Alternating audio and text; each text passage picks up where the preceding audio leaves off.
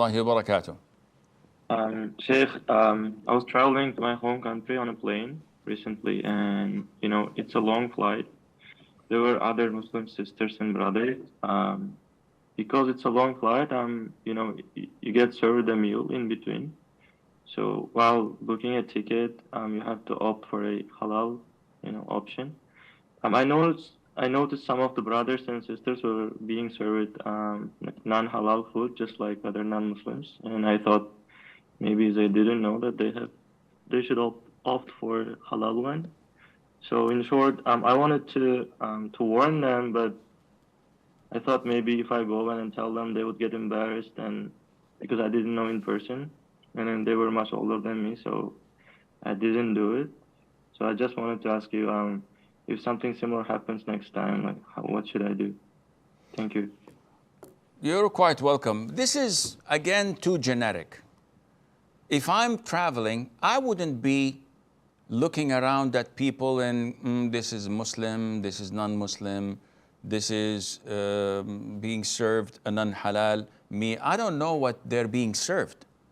I don't know if they're eating the meat or not.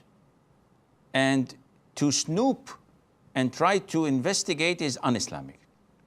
We should mind our own businesses. Yes, if someone next to me and he's a Muslim and he says Assalamu alaikum, and I can tell he's Muslim and he's being served a non-halal meal, let's look at the origin of the country. If the origin of the country is a place which is Christian, as I said before, and this is the opinion of many great scholars, that the meat that is slaughtered by the Jews and the Christians is halal for us to consume. So if it's from UK, it's from Germany, from the US, no problem.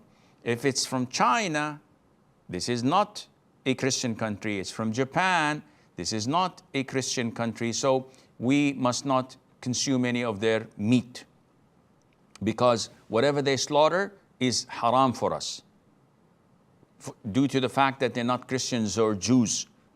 They're either Buddhist or worshippers of the sun or whatever.